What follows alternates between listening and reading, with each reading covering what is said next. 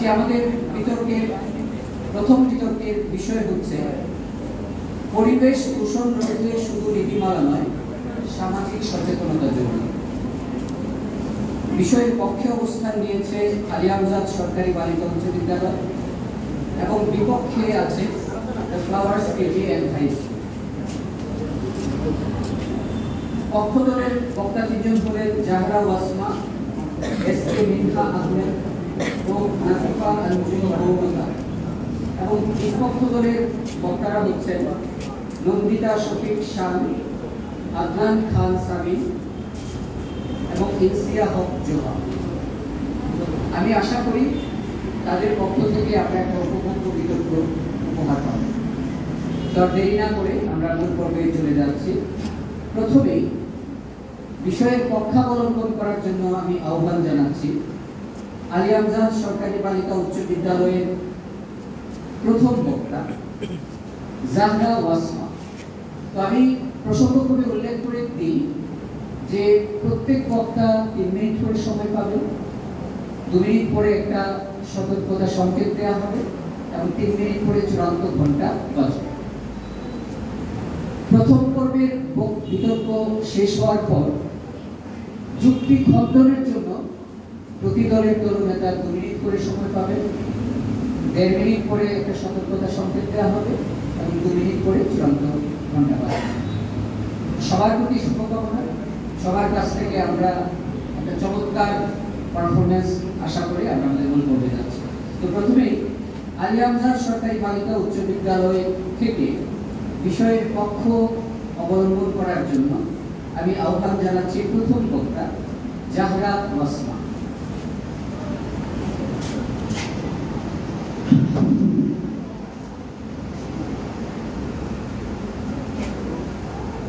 সভাপতি মহোদয়, যদি আমি আপনাকে বলি প্রতিদিন আমাদের চারপাশের বাতাস, নদী, পানি, মাটি ইত্যাদি আমরা নিজের হাতে হিসাব করছি। একদিন সকালে যখন আপনি ঘুম থেকে উঠে জানালার দিকে চোখ রাখবেন, যখন দেখবেন তাজা বাতাসের বদলে ধোঁয়া, নদীর স্বচ্ছতার বদলে কাছে পানি, শুধু আইনকে এই দৃশ্য বদলাতে পারবে না। কারণ পরিবেশ রক্ষা করতে হলে মানুষের পরিবর্তন, মানুষের মনের পরিবর্তন জরুরি। ধন্যবাদ মাননীয় মডারেটর আমাকে বক্তব্য প্রদানের সুযোগ করে দেওয়ার জন্য। আশা করছি সবাই ভালো আছে। আজকে বিতর্ক চলছে এবং বিতর্কের বিষয় নির্ধারিত হয়েছে পরিবেশ দূষণ রোধে শুধু নীতিমালা নয়, সামাজিক সচেতনতাও জরুরি। আমি এবং আমার দল কিছু যুক্তিসঙ্গত কারণে তার পক্ষে অবস্থান করছি। মাননীয় মডারেটর, আমাদের আগে জানতে হবে পরিবেশ দূষণ। পরিবেশ দূষণ হচ্ছে এমন প্রক্রিয়া যেখানে প্রাকৃতিক উপাদান, বাতাস, পানি, মাটি, মানুষের ক্রিয়াকলাপ বা শিল্প কারখানা অথবা যানবাহন এবং বিভিন্ন উৎসের কারণে এমনভাবে প্রভাবিত হয় যা মানব, প্রাণী এবং উদ্ভিদের স্বাভাবিক জীবনকে ক্ষতি করে। নীতিমালা হচ্ছে সরকার দ্বারা প্রণীত একটি কাঠামোগত দিক নির্দেশনা যা লক্ষ্য অর্জনের জন্য প্রয়োজনীয় পদক্ষেপ ও আচরণের মান নির্ধারণ করে। সংক্ষেপে নীতিমালা হচ্ছে কি করা উচিত বা কি করা উচিত নয় তার নির্দেশনা। সামাজিক সচেতনতা হলো মানুষের মধ্যে সমাজ এবং পরিবেশের সমস্যার প্রতি সচেতনতা, দায়বদ্ধতা এবং সমাধানের মনোভাব তৈরি করা। মাননীয় মডারেটর, আমরা সেই ছোটবেলা থেকে একের পর এক পৃষ্ঠা করে যাচ্ছি যেখানে পরিবেশ দূষণ নিয়ে বিভিন্ন নীতিবাক্য দেওয়া থাকে, কিন্তু মাননীয় মডারেটর, এই নীতিবাক্য কয়জন নিজের জীবনে প্রয়োগ করে? আর যদি নীতিমালা দিয়েই কাজ হতো মাননীয় মডারেটর, তাহলে তো আজ এই পরিবেশ দূষণ নামক কোনো শব্দই থাকতো না। মাননীয় মডারেটর, ঢাকার দৈনিক বজ্র উৎপাদন 4500 থেকে 6000 টন। নীতিমালা তো আছে, তাহলে কেন এত বজ্র উৎপাদন? মূল কারণ মানুষের সচেতনতার অভাব। মাননীয় মডারেটর, বিশ্বের সবচেয়ে দূষিত বায়ু শীর্ষ দেশের মধ্যে বাংলাদেশ অন্যতম। মাননীয় মডারেটর, এই বায়ু দূষণের কারণে 19,000 শিশুর মৃত্যু ঘটেছে। তাহলে কই আইনের নীতিমালা, কই তার বাস্তবায়ন? মূল কারণ মানুষের সচেতনতার অভাব। মাননীয় মডারেটর, কতবার আইন করা হয়েছে যাতে মানুষ পলিথিন ব্যবহার না করে, পরিবেশ দূষণ না করে, কিন্তু এর মধ্যে একটি আইন কিন্তু বাস্তবায়ন হয়নি। আমরা নিজেই গিয়েই তো বলি, ভাই আমাকে একটা পলিথিন এনে রাখবেন, কারণ আমাদের মধ্যে সচেতনতার অভাব রয়েছে। মাননীয় মডারেটর, 1995 সাল, 2004 সাল, 2012 এবং 2022 সালে গাছ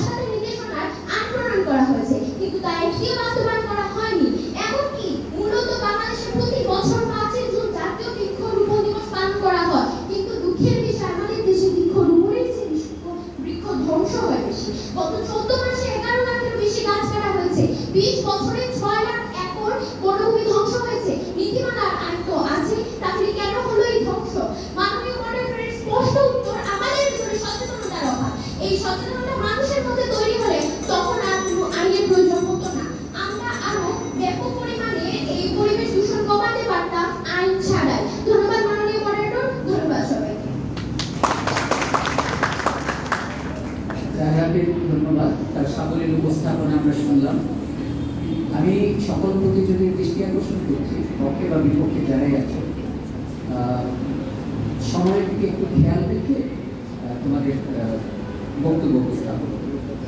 এবার বিষয়ের বিপক্ষ দল থেকে বিপক্ষের যুক্তি উপস্থাপন করার জন্য আমি ফ্লাওয়ার্স কেজি অ্যান্ড হাই স্কুলের প্রথম বক্তা নন্দিতা শফিক শানকে আহ্বান জানাই। নন্দিতা শফিক শান।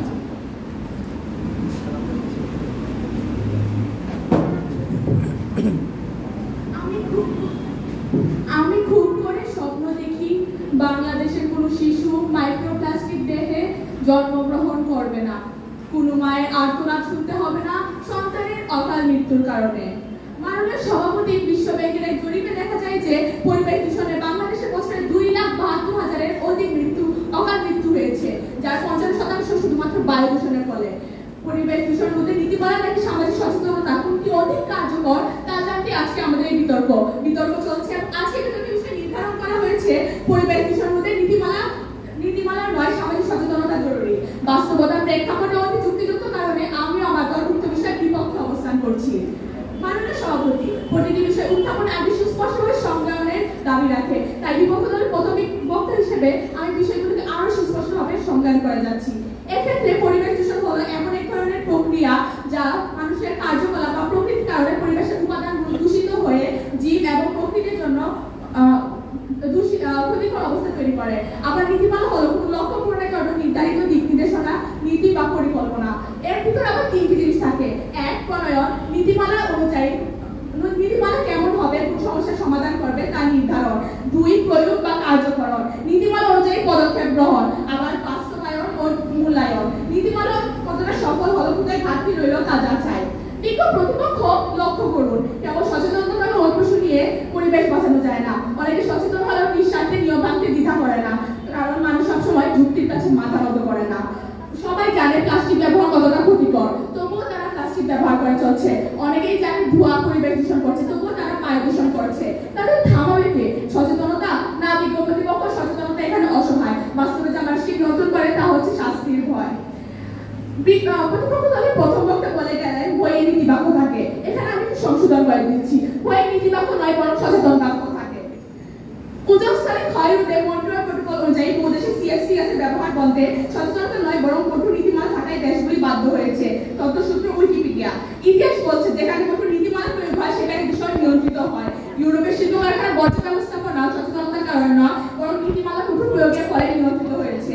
বাংলাদেশেও যানবাহনের ফিটনেস, নদীতে বর্জ্য ফেলা ও কারখানায় ধোঁয়া নিয়ন্ত্রণে সচেতনতা নয় বরং সরকারি নিয়ম ও শাস্তি কাজ করেছে। বিজ্ঞ প্রতিপক্ষ লক্ষ্য করুন, সচেতনতা সবার মধ্যে সমানভাবে কাজ করে না, কেননা সমাজের প্রত্যেকে সমান শিক্ষিত কিংবা দায়িত্বশীল নয়। শিক্ষিত মানুষের নিয়ম ভঙ্গ করে নিঃস্বার্থে চোখ বুজে থাকে। তাহলে শুধু সচেতনতার ভরসায় কিভাবে পরিবেশ রক্ষা হবে? উত্তর দিয়ে যাবেন। সিলেটের সুরমা নদী পার অন্তত 9টি স্থানে ময়লা আবর্জনা স্তূপ জমেছে। তীরের বাসিন্দারা এই কাজ করছে, তা তারা স্বীকারও করেছে। তথ্যসূত্র প্রথম আলো। এখানে কি আপনারা বলবেন সচেতনতার অভাব? না, বিজ্ঞ প্রতিপক্ষ তারা সবাই সচেতন, তবুও তারা নিঃস্বার্থে এই কাজ করছে। প্রতিপক্ষ দলের যুক্তি দিয়ে গেলেন যে কালো ধোঁয়া পরিবেশ দূষণ করছে, যার জন্য তারা দায়ী করেছে নীতিমালাকে। আসলে কি এখানে নীতিমালাকে আপনারা দোষ দিবেন? কেননা ওইখানে তাদের কারখানা কর্মচারী কিংবা মালিকরা এই ব্যাপারে সচেতন নয়। তারপরে আবার আপনি বলে গেলেন যে ভাই আমাকে পলিথিন ব্যাগ দেন, বলার সুযোগটাই পাবেন না নীতিমালা থাকলে, কেননা নীতিমালা কখনো এগুলো সমর্থন করবে না। নীতিমালা পলিথিন ব্যবহারে আপনারা বলেছেন 2002 সালে নীতিমালার কথা। এখানে নীতিমালা ঠিকমতো কার্যকরী হয় না, তাহলে এটা কিভাবে কাজ করবে? এখানে কি আপনারা সচেতনতাকে দোষ দিবেন না? কারণ মানুষ সচেতন হলে নীতিমালা অবশ্যই কাজ করতো। তো বিজ্ঞ প্রতিপক্ষ তর্কের খাতিরে তর্ক না করে সকালে সমস্যাটা বলি, পরিবেশ দূষণ রোধে সচেতনতা আছে, নীতিমালা অধিক কার্যকর। ধন্যবাদ সবাইকে। শানকে ধন্যবাদ তার প্রাণবন্ত উপস্থাপনার জন্য। এবার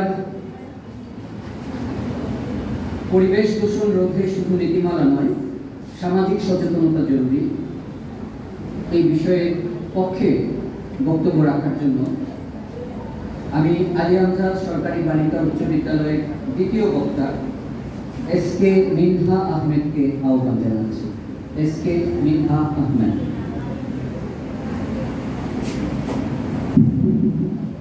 মাননীয় মনিটর, ভাবুন তো, আপনি সকালবেলায় ঘুম থেকে উঠলেন, উঠে দেখলেন চারপাশে কাটা ময়লা, বাতাস চালায় চুপচুর কাছে, অথচ আইন আছে, আদালত আছে, জরিমানার বিধান আছে, কিন্তু তারপরও মানুষ নিজেদের কাজ করে যাচ্ছে। কারণ সত্যিকারের পরিবর্তন আনতে কাগজ থেকে আসে না, বরং মন থেকে আসে। অসংখ্য ধন্যবাদ মাননীয় মনিটর আমাকে আজকের এই বিতর্কে বক্তব্য রাখার সুযোগ করে দেওয়ার জন্য। বিতর্ক চলছে এবং আজকের বিতর্কের বিষয় নির্ধারিত করা হয়েছে পরিবেশ দূষণ প্রতি শুধু নীতিমালা নয়, সামাজিক সচেতনতা জরুরি। অন্তত যুক্তিসঙ্গত কারণে আমি এবং আমার দল এই বিষয়ের পক্ষে অবস্থান করেছি। মাননীয় মনিটর আমাদের দলের প্রথম বক্তা সুন্দরভাবে বিষয়টি তুলে ধরে দিয়েছে। এখন আমি সেটিকে আরো বাস্তব তথ্য দিয়ে সমর্থন করব। সভাপতি মহোদয়, যদি প্রতিপক্ষ দলের বক্তারা মনে করেন যে আইনি যথেষ্ট, তাহলে আমি তাদেরকে কিছু বাস্তব পরিসংখ্যান জানাতে চাই। মাননীয় মনিটর, বাংলাদেশের পরিবেশ অধিদপ্তরের তথ্য অনুযায়ী শুধু ঢাকাতেই প্রতি বছর বায়ু দূষণের কারণে প্রায় 24,000 মানুষ অকালে মারা যায়। মাননীয় মনিটর, বিশ্ব স্বাস্থ্য সংস্থা 2023 সালের রিপোর্ট বলছে বাংলাদেশ বিশ্বের সবচেয়ে দূষিত বায়ুর শীর্ষ দেশগুলোর একটি। মাননীয় মনিটর, অথচ আমাদের দেশে আইন আছে, আদালত আছে, জরিমানার বিধান আছে, কিন্তু তারপরও পরিস্থিতি কেমন ভয়াবহ হতে চলেছে। কেন? স্পষ্ট রেখে গেলাম প্রতিপক্ষ দলের কাছে। মাননীয় মনিটর, মানুষ সচেতন না থাকায় 2023 সালের 31st নাইটে শব্দ দূষণের কারণে একটি বাচ্চা মারা যায়। মাননীয় মনিটর, 2024 সালে বাংলাদেশের তাপমাত্রা 43.8 ডিগ্রি সেলসিয়াস পর্যন্ত পৌঁছায়, যার গরমের কারণে 33 মিলিয়ন শিক্ষার্থীর শিক্ষা কার্যক্রম ব্যাহত হয়। মাননীয় মনিটর, বুড়িগঙ্গা নদীতে প্রতিদিন 21,600 মিটার কিউব বিষাক্ত বর্জ্য মিশানো হচ্ছে, যা নদীতে বিষাক্ত করে তুলছে। মাননীয় মনিটর, মানুষের সচেতনতার অভাবে পরিবেশ দূষিত হচ্ছে। মাননীয় মনিটর, আইন বলে যেখানে সেখানে ময়লা ফেলে না, কিন্তু প্রতিদিন দেখা যায় যে রাস্তার আশেপাশে 6,000 টন বর্জ্য পড়ে থাকে। মাননীয় মনিটর, আইন বলে শিল্প কারখানার বর্জ্য শোধনাগার থাকতে হবে, কিন্তু বাস্তবে দেখা গেছে প্রায় 70% কারখানায় এখনো কার্যকর ইঞ্জিন নেই। মাননীয় মনিটর, আইন আছে, পুলিশ আছে, কিন্তু তবুও দূষণ বেড়ে যাচ্ছে। কেন? কারণ মানুষ সচেতন নয়। মাননীয় মনিটর, 2004 সালে তামাকজাত দ্রব্য নিয়ন্ত্রণের জন্য আইন প্রণয়ন করা হয় এবং 2005 সালে তা আইন হিসেবে বাস্তবায়িত হয়, কিন্তু কোন বাস্তবতা অন্য। সেই সময় থেকে এখন পর্যন্ত অনেকেই রাস্তার আশেপাশে, ঘরে, স্কুলের আশেপাশে তামাকজাত দ্রব্য, সিগারেট গ্রহণ করছে। মাননীয় মনিটর, যেমন আলেকজান্ডার গ্রাহাম বেল বলেছেন, before anything else preparation is the key to success। ঠিক তেমনি শুধু কেবল নীতিমালা আর আইন থাকা যথেষ্ট নয়, প্রয়োজন সচেতনতা, বাস্তব পদক্ষেপ এবং কার্যকর প্রথা। মাননীয় মনিটর, তখনই কেবল তামাকজাত দ্রব্য নিয়ন্ত্রণ সফল হবে। মাননীয় মনিটর, বাংলাদেশ বারবার বলে আমরা উন্নত দেখে যেতে চাই, উন্নত দেশের কাতারে পৌঁছতে চাই, কিন্তু বাস্তবে পার্থক্য চুকে পড়ে। উন্নত দেশগুলোতে পলিথিন ব্যবহার করা নিষিদ্ধ, কিন্তু আমাদের দেশের বাজারগুলোতে পলিথিন খোলা মনে ব্যবহার হয়। উন্নত দেশগুলোতে বিনা কারণে হর্ন বাজালে সাথে সাথে জরিমানা করা হয়, কিন্তু আমাদের দেশে হর্নের শব্দে কানের সব কান বন্ধ হয়ে আসে। মাননীয় মনিটর, উন্নত দেশগুলোতে নদীগুলোতে কেউ প্লাস্টিক বা আবর্জনা ফেলে না, কারখানাগুলো দূষণ রোধে প্রযুক্তি ব্যবহার করে, কিন্তু আমাদের দেশে নদীগুলোতে কারখানার বর্জ্য, ঘরবাড়ির প্রতিদিনের বর্জ্য ইত্যাদি সবগুলোই নদীতে ফেলা হয়। তাই মাননীয় মনিটর, একটা কথা স্পষ্ট যে উন্নত দেশগুলোতে আইন কার্যকর হয় কারণ মানুষ সচেতন, আর বাংলাদেশে কোনো কিছু কার্যকর হয় না কারণ মানুষ সচেতন নয়। তাই এই সবশেষে এটাই কোনো মাননীয় মনিটর, পরিবেশ দূষণ রোধে শুধু নীতিমালা নয়, সামাজিক সচেতনতাই বেশি জরুরি। ধন্যবাদ মাননীয় মনিটর, ধন্যবাদ। ধন্যবাদ। বিতর্ক বেশ জমে উঠেছে, যুক্তি পাল্টা যুক্তি বেশ উপভোগ্য হয়ে উঠছে। আমি বিতার্কিকদের কিছুটা সমস্যা বুঝতে পারছি, কারণ বিষয়টা এত বিশাল এবং বরাদ্দকৃত সময় এত কম যে সবকিছু উপস্থাপন করা যাচ্ছে না।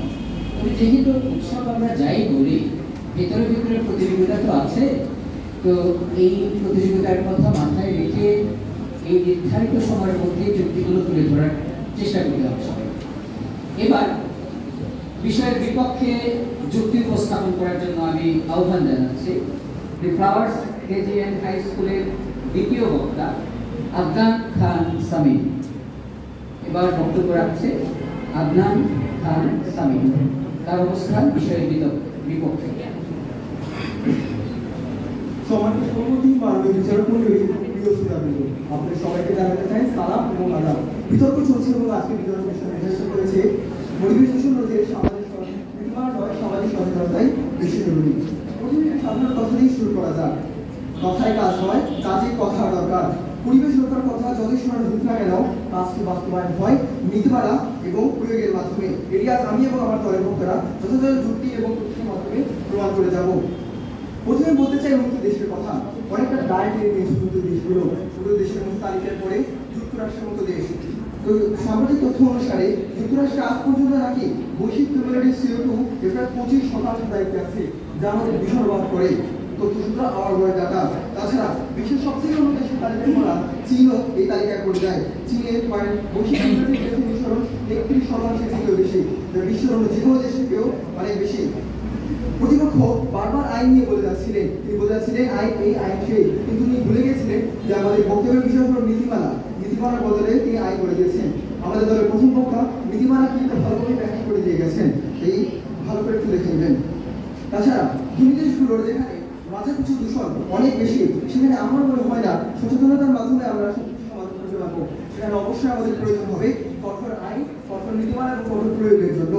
তাছাড়া দেশগুলোতে প্রতি ব্যক্তি গড় নিঃসরণে গ্লোবাল গড়ের নাকি অনেক উপরে, যা অবাক করে দেয় আমাদেরকে। উদাহরণস্বরূপ মার্কিন যুক্তরাষ্ট্রের একজন সাধারণ ব্যক্তি নাকি CO2 এর প্রায় 14 টন প্রতি বছর নিঃসরণ করে থাকে, যা বিশ্বব্যাপী হলো 5 টন বছর। অর্থাৎ লক্ষ্য করুন, একজন সাধারণ আমেরিকান গড় প্রায় 3 গুণের বেশি নিঃসরণ করে। এই উচ্চ ভোগ প্যাটার্ন সরকারের দুটো করা সম্ভব না, অসম্ভব। এই জন্য প্রয়োজন হবে আমাদের প্রয়োজনীয় নীতিমালা এবং আইন। তাছাড়া উন্নত দেশের মানুষ পরিবেশের বিপদ সম্পর্কে জানে, তবুও তারা প্রতিদিন উচ্চ কার্বন লাইফস্টাইল বজায় রাখে। এখানে ব্যক্তিগত সুবিধা ওয়ার্কিং অনেক সময় ব্যক্তিগত শক্তিশালী হয়ে দাঁড়ায়। যেমন প্রমাণের সচেতনতা আছে, তবুও তার প্রয়োজনে সেটাকে আর বেশি ব্যবহার আছে। কেন? বিনোদনের প্রয়োজন। এখানে প্রতিপক্ষ সচেতনতা কোথায় কাজ করলো? আপনি কি বলতে পারবেন যুক্তরাষ্ট্রের সব জনগণকে এই ধরনের সাধারণ জনগণ অশিক্ষিত, তাকে কখনো এই ধরনের নীতিমালা সম্পর্কে বা এভাবে সচেতনতা করা হয়নি না কর্তৃপক্ষ। এছাড়া শক্তিশালী লবি গ্রুপ এবং শিল্পের অর্থনৈতিক সাংস্কৃতিক প্রয়োগকে ধাক্কা দেয়। তাই শুধু সচেতনতা প্রচার করলে শিল্পের পথ পরিবর্তন করা সম্ভব নয়, কঠিন আইন ও নিয়ন্ত্রণ প্রয়োজন। দ্বিতীয় দেশ, আমরা জানি এই দেশগুলো পৃথিবীর সব থেকে গুরুত্বপূর্ণ দেশের তালিকায় পড়ে, কিন্তু এই দেশগুলোরই বিশ্ব নিঃসরণের 77% যোগান দেয়, যা বিশ্বনীতিতে বড় খেলোয়াড়দের তালিকায় পড়ে। আমাদের তাদেরকে নিয়ন্ত্রণ করতে হবে এবং সেখানে নীতিমালা প্রয়োগের মাধ্যমে বাস্তবায়ন করতে হবে। আপনাদের প্রশ্নটা আমি দিয়ে গেলাম। তাছাড়া না, আপনারা কখনোই বলতে পারেন না যে সচেতনতার মাধ্যমে বেশি 700 কোটি মানুষকে আপনি একসাথে সচেতন করে দেবেন। আমরা এটা কল্পনা করতে পারি না। এটাকে আপনি একটি সচেতন সারিয়ে আপনি পরিবেশ দূষণ করে একটি দেশকে সচেতন করার কথা বলতে পারেন। মঞ্চ করে কথা বলে দিতে চাই, সেখানে 1947 সালে আন্তর্জাতিক পদক্ষেপ নেওয়া হয়। এখানে ODS কমানোর মাধ্যমে একটি দেশ পৃথিবী প্রজেক্ট নির্মাণ করা হয়। আর সেটাকে হবে কিয়োটোতে একটি করে হয়েছিল, যার মাধ্যমে পৃথিবীতে ODS গ্যাস কমানোর পদক্ষেপ নেওয়া হয়েছিল। এই সময় চুক্তি প্রমাণ করতে যে আমাদের পরিবেশ দূষণ রোধে নীতিমালা অত্যন্ত কার্যকর, কঠোর প্রয়োগ প্রয়োজন। এজন্য নীতিমালা হবে। পরিবেশ দূষণের সুরক্ষায় সচেতনতা দরকার, এটা শেষ কথা নয়। সংখ্যা ভিত্তিক ধায় ভোক্তার শিল্পের শক্তি ও আন্তর্জাতিক সরবরাহ শৃঙ্খল সবে চলে আসে। আমরা সব এগিয়ে যেতে পারি না, সেখানে কঠোর নীতিমালা উপরে ছাড়া পরিবর্তন আসে না কেন? এবার আমরা বক্তব্য শেষ করতে যাচ্ছি। ধন্যবাদ। স্যারকে ধন্যবাদ। এবার বিষয়ের পক্ষে বক্তব্য নিয়ে আসছে আলিয়ামজাদ সরকারি বালিকা উচ্চ বিদ্যালয় বিতর্ক দলের তৃতীয় বক্তা ও দলনেতা নাসিফা আঞ্জুম মৌনতা। মাননীয় বিচারক মণ্ডলীর সম্মানিত মডারেটর, প্রতিপক্ষের বন্ধুরা, উপস্থিত শ্রোতাবৃন্দ, মার্কিন যুক্তরাষ্ট্রের প্রেসিডেন্ট জন এফ কেনেডি বলেছিলেন, ask not what your country can do for you, ask what you can do for your country। প্রতিপক্ষের বন্ধুরা তাদের বক্তব্যে শুধু নীতিমালা, কঠোর আইন বা সরকারি বিধানের কথা বললেন। এগুলো নিঃসন্দেহে গুরুত্বপূর্ণ, কিন্তু শুধুমাত্র নীতিমালায় পরিবেশ দূষণ রোধের একমাত্র হাতিয়ার তাদের এই অর্থসিদ্ধ দাবির তীব্র প্রতিবাদ ও নিন্দা জানায়। আর সাথে বলতেই হচ্ছে, my friends, you are living in a fool's paradise. কারণ একটি নীতিমালা আপনার দরজায় জরিমানার নোটিশ লাগাতে পারে, কিন্তু সেটাকে আপনার বিবেককে জাগ্রত করতে পারে। ধন্যবাদ মাননীয় বিচারক মণ্ডলীর সম্মানিত মডারেটর।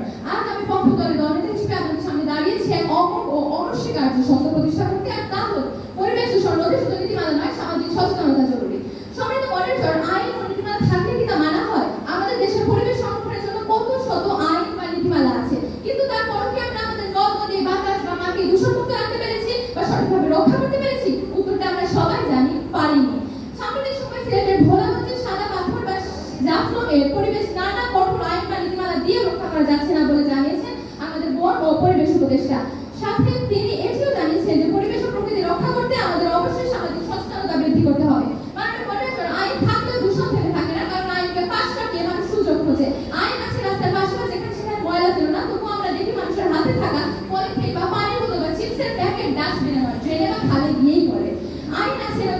খালি পেটে শিল্পকার্য খেলা যাবে না। তবুও আমাদের শিল্পপতিরা আইনের প্রতি বিশেষ শ্রদ্ধা প্রদর্শন করে সেই নদীতে বা খালের বিলে কারখানা করতে পারে।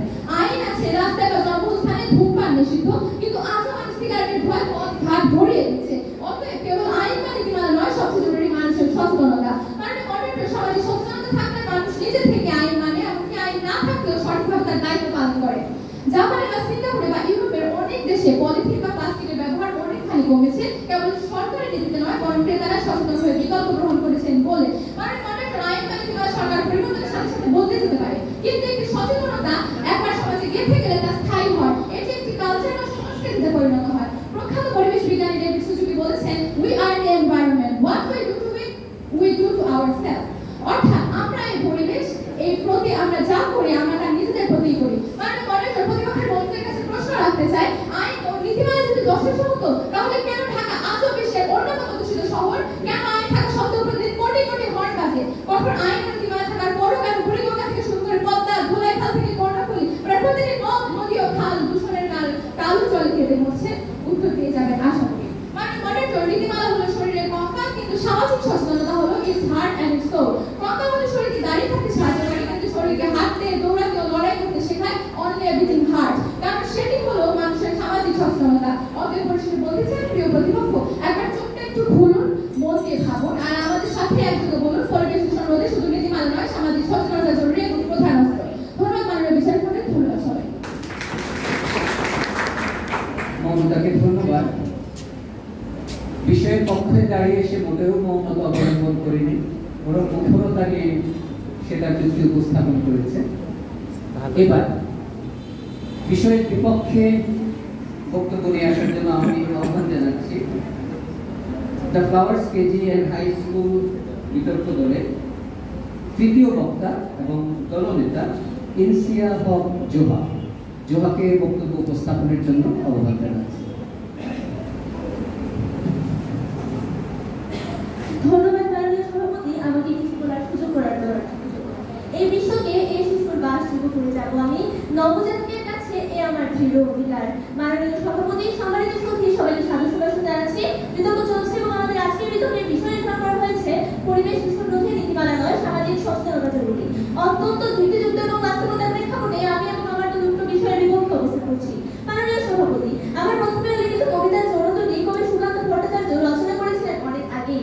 স্বপ্ন দেখেছিলেন একটি সুন্দর সবুজ পৃথিবী, কিন্তু সেই স্বপ্নের বুকে প্রতিনিয়ত তীর মেরে পৃথিবীর পরিবেশকে ধ্বংসের মুখে ফেলে দিচ্ছে তথাকথিত সচেতন নামধারী শিল্প কারখানার শিল্পপতিরা। একটি প্রশ্ন রাখবো প্রতিপক্ষ দলের বন্ধুদের কাছে, কোন প্রক্রিয়া অবলম্বন করে, কিসের মাধ্যমে এই ঘুমন্ত সচেতন নামধারী শিল্পপতিদের জাগ্রত করবেন? আর এই সকল শিল্পপতি যখন তাদের কারখানার মধ্য দিয়ে বুড়িগঙ্গা, সুতারগঞ্জের মতো নদী দূষণ করে, তখন সমাজের মানুষের সচেতনতা তাকে কিভাবে আটকাতে পারে? আশা করছি উত্তর দিয়ে যাবেন। বিগত প্রতিপক্ষ, আজ আপনারা এমন ভাবে কথা বলছেন যেন মনে হচ্ছে 700 কোটি মানুষ এখনই সচেতন হয়ে যাবে, কিন্তু বিগত প্রতিপক্ষ 700 কোটি মানুষের অস্তিত্বের প্রশ্নে, তাদের অস্তিত্বের রক্ষার্থে শুধু সমাজকে সচেতন করলাম আর পরিবেশ দূষণ রোধ হয়ে গেল, বিষয়টি কিন্তু তা নয়। যখন পরিবেশ দূষণ রোধ নিয়ে আমাদের নানান প্রত্যাশা, সেখানে প্রতিপক্ষ সচেতনতার মিথ্যা স্লোগানে বাড়াচ্ছে হতাশা। বিগত প্রতিপক্ষ, আজ আপনারা বিভিন্ন ধরনের যুক্তি উপস্থাপন করতে গিয়ে নিজেদেরকে দুটি গুরুত্বপূর্ণ প্রশ্ন জিজ্ঞেস করতে ভুলে গেছেন। এক, একটি সমাজ কিভাবে সচেতন হবে? দুই, কে বা কারা একটি সমাজকে সচেতন করে তুলবে? উত্তরটি আমি দিচ্ছি বিগত প্রতিপক্ষ, একটি সমাজের সচেতনতা তৈরি হয় দুটি মাধ্যমে, এক শিক্ষা ব্যবস্থা, দুই গণমাধ্যম। শিক্ষা ব্যবস্থা শিক্ষানীতির অন্তর্ভুক্ত, অন্যদিকে গণমাধ্যম সচেতনতা ও তথ্যভিত্তিক মূল নীতির অন্তর্ভুক্ত। অতএব উভয়ই নীতিমালার অন্তর্ভুক্ত। বিগত প্রতিপক্ষ, আজ যখন আপনারা বিভিন্ন ধরনের যুক্তি উপস্থাপনের মাধ্যমে বলছেন যে নীতিমালা কেন, নীতিমালা থাকার পরেও কেন বাংলাদেশে নীতিমালা বাস্তবায়িত হয়নি এবং পরিবেশের দূষণ রোধ হয়নি, তখন আমাদের প্রতিপক্ষ দলের কাছে আমার প্রশ্ন, 1980 সাল থেকে বাংলাদেশে পরিবেশ দূষণ বিরোধী বিভিন্ন ধরনের সচেতনতামূলক কার্যক্রম চালু করা থাকলেও কেন পরিবেশ দূষণ সচেতনতার মাধ্যমে রোধ করা যায়নি? আশা করছি উত্তর দিয়ে যাবেন। বিগত প্রতিপক্ষ, আজ সামাজিক সচেতনতা হলো একটি গাছের ডালের মতো, অন্যদিকে নীতিমালা হলো সেই গাছের শিকড়। আমরা যখন কোনো গাছের শিকড়কে গুরুত্ব না দিয়ে ডালকে বেশি গুরুত্ব দিয়ে দিই, তখন পরিবেশ দূষণের মতো ভয়াবহ সমস্যা কখনোই সমাধান করা যাবে না। চীনের দিকে তাকালেই তা স্পষ্ট হয়ে যায়। চীনে 1973 সাল থেকে পরিবেশ দূষণ বিরোধী বিভিন্ন ধরনের সচেতনতামূলক কার্যক্রম চালু করা হয়, কিন্তু তবুও চীনে 2014-15 সালে বেইজিংয়ের বাতাস অত্যন্ত দূষিত হয়ে পড়ে। প্রথম আলো তথ্য মতে চীনে 2 বার রেড অ্যালার্ট জারি করা হয় বা উচ্চস্তরের সতর্কবার্তা জারি করা হয়, কিন্তু চীনের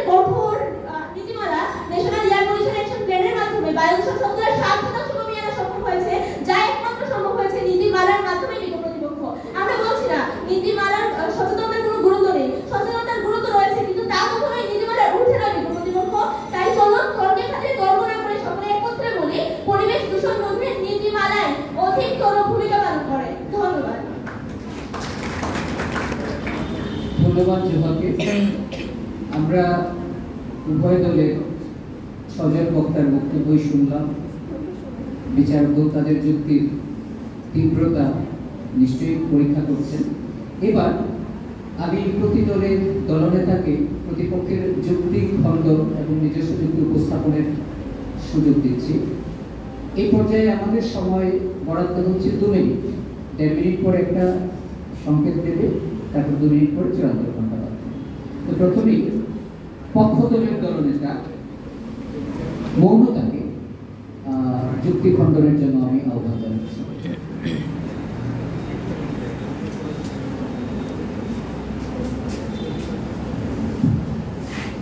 ধন্যবাদ মাননীয় মডারেটর, আমাকে আবারও বক্তব্য প্রদানের সুযোগ করে দেওয়ার জন্য। আইন আছে কাগজে, বাস্তবে তার প্রমাণ কথা, সচেতনতা ছাড়া নীতিমালা হবে নিছক ভাঙার কথা। প্রতিপক্ষ বারবার আইনের ভয় দেখে মানুষকে নিয়ন্ত্রণ করতে বলছে, কিন্তু শাস্তি মানুষের সাময়িকভাবে ভয় দেখায়, কিন্তু স্থায়ীভাবে পরিবর্তন করতে পারে না। একমাত্র সচেতনতাই পারে পরিবর্তন করতে। মাননীয় মডারেটর, আইন হলো বাধা দেয়া হাত, আর সচেতনতা হলো খোলা চোখ। হাত বাধা করলেও চোখই মানুষকে সঠিক পথে নিয়ে যায়। আমরা প্রতিপক্ষের প্রথম বক্তা বলে গেলেন কলকারখানায় কালো ধোঁয়া ইত্যাদি রোধ করার ক্ষেত্রে সেই কলকারখানার মালিক বা কর্মীদের সচেতন হতে হবে। হ্যাঁ, কিন্তু প্রতিপক্ষ আমরা এই কথাই বলছি, শুধু নীতিমালা নয়, মানুষের সচেতনতা পারে এই সকল দূষণ থামাতে। আর প্রিয় প্রতিপক্ষ, আমরা কিন্তু বারবার বলেছি পরিবেশ দূষণ রোধে নীতিমালা প্রয়োজন, কিন্তু শুধু নীতিমালা দিয়ে কোনোদিন এই পরিবেশ দূষণ রোধ করা সম্ভব হবে না। লাগবে সাথে সচেতনতা। আমার প্রতিপক্ষ বারবার শুধু বলছে আইন ও নীতিমালার কথা। মাননীয় মডারেটর, এবার তাহলে প্রশ্ন করতেই হয়, আইন কি নিজের সামনে হাত থেকে ময়লার ব্যাগ কিনে নিয়ে ডাস্টবিনে ফেলবে? আর এই যে আইন পলিথিন ব্যাগ নিষিদ্ধ করতে পারে হয়তো, কিন্তু সেই আইন কি একজন সাধারণ মানুষকে কাপড় বা চটের ব্যাগ ব্যবহারে উৎসাহিত করতে পারে?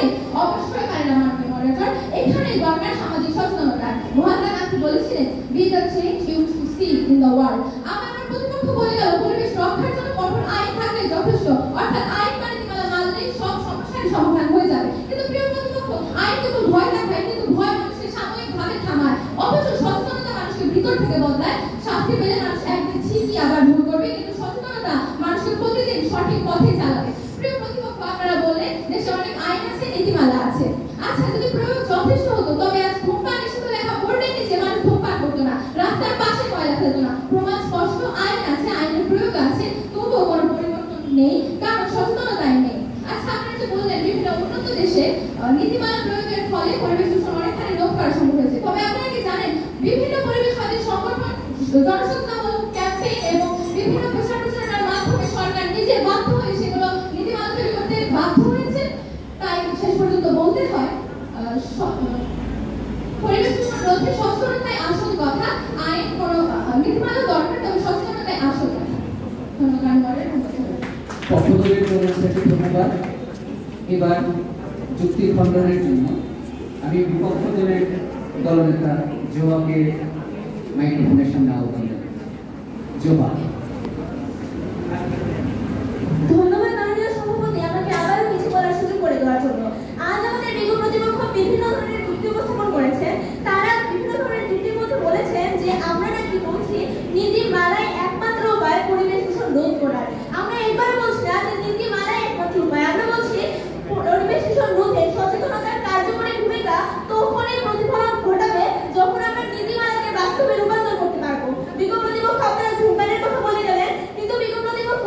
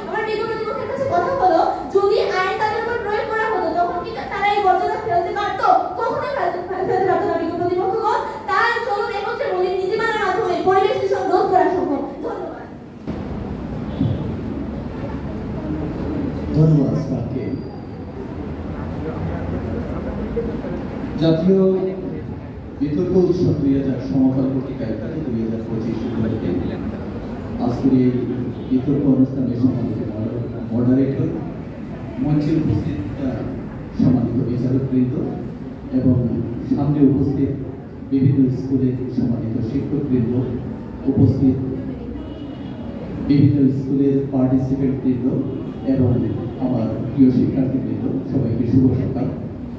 আমি আসলে প্রথম থেকে খুব মন্থর মতো আসলে বিভিন্ন বিদ্যার্থীকে তাদের যুক্তিতর্ক উপস্থাপনগুলো শুনছিলাম খুব মনোযোগ দিয়ে, এবং একটা কথাই আমি এখানে উপলব্ধি করছিলাম, আমরা যদি আসলে যুক্তি শুনতে আমাদের যদি অভ্যস্ত হতে পারতাম আমাদের জাতীয় পর্যায়ে, তাহলে হয়তো আমাদের অনেক সমস্যাই সমাধান হয়ে যেত।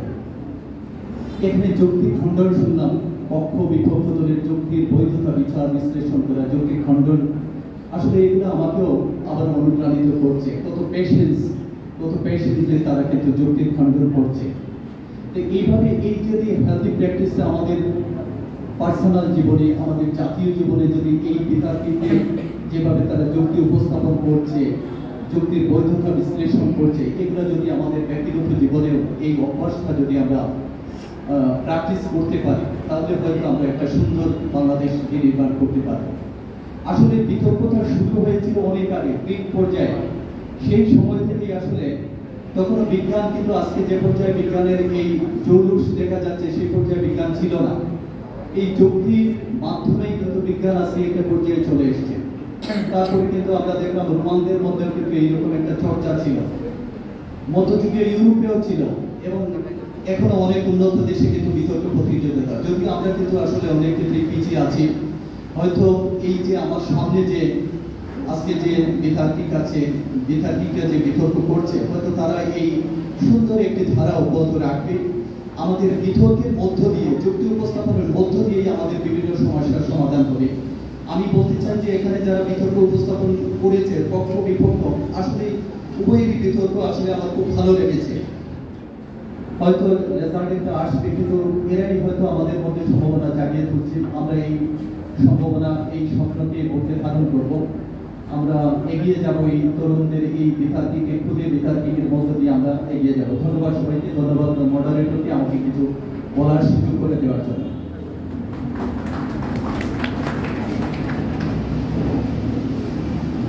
জনাব কাজলদেবকে ধন্যবাদ।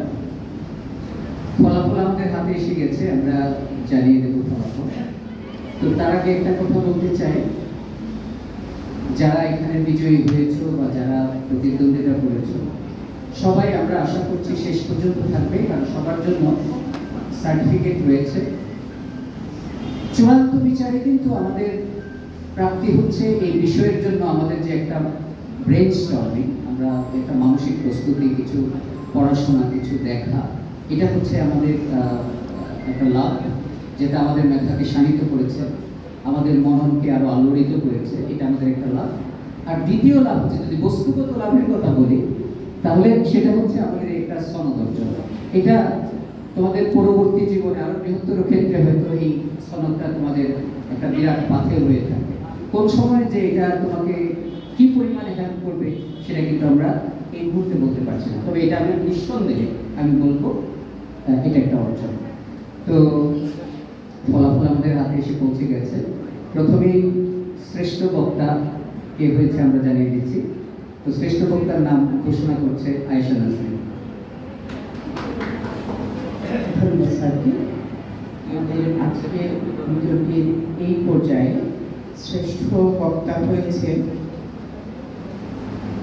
The flowers KG and high স্কুলের শিক্ষার্থী এবং বিপক্ষ দলের দলনেতা ইলসিয়া হক জোহা।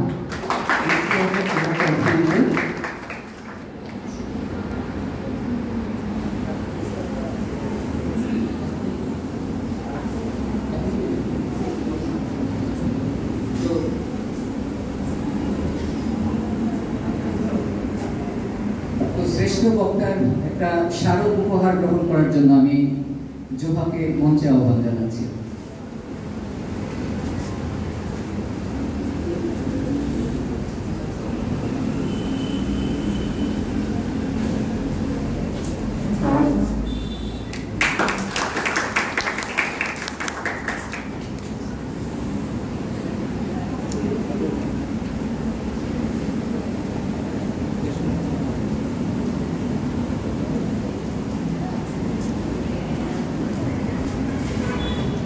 দুটোকে ধন্যবাদ। এবার বিজয়ী দল ঘোষণার পালা। তো ফলাফল বিবরণীতে যা দেখতে পাচ্ছি যে হাড্ডাহাড্ডি বলে একটা কথা আছে না, ওটাই হয়েছে। তো শেষ পর্যন্ত তো এক দলকে বিজয়ী ঘোষণা করতেই হয়। সে তুমুল প্রতিদ্বন্দ্বিতার পর, প্রবল প্রতিযোগিতার পর, হাড্ডাহাড্ডি লড়াইয়ের পর আজকের প্রথম বিতর্ক অনুষ্ঠানে আমাদের বিজয়ী দল আলী আমজাদ বালিকা সরকারি উচ্চ বিদ্যালয়। আমি বিজয়ী দলকে অভিনন্দন জানাচ্ছি, যারা তাদের কঠোর প্রতিদ্বন্দ্বিতা উপহার দিয়েছে। আমি তাদেরকেও সমান অভিনন্দন জানাচ্ছি, কারণ প্রতিযোগিতার নিয়মে এক পক্ষকে বিজয়ী হতেই হয়। কিন্তু তোমরা যেভাবে তোমাদের যুক্তি উপস্থাপন করেছো, যেভাবে তোমাদের বক্তব্য পেশ করেছো, এটা নিঃসন্দেহে খুব মনোগ্রাহী ছিল, হৃদয়গ্রাহী ছিল, এবং শুধু কানের জন্য নয়, ভাবনার জন্য একটা খোরাক ছিল। আলী আমজাদ উচ্চ বিদ্যালয়ের প্রাপ্ত নাম্বার হচ্ছে 308, আর the flowers KG and high স্কুলের প্রাপ্ত নাম্বার হচ্ছে 300.5। তো যাই হোক, দুদলকে আমাদের সমান অভিনন্দন। কারোর প্রতি এই ক্ষেত্রে আমি আমার ব্যক্তিগত পক্ষ থেকে অভিনন্দনের মাত্রা একচুলো এদিক সেদিক করবো না। দুদলের প্রতি আমার সমান ফ্যাসিনেশন, দুদলের প্রতি আমার সমান মুগ্ধতা। আপনাদের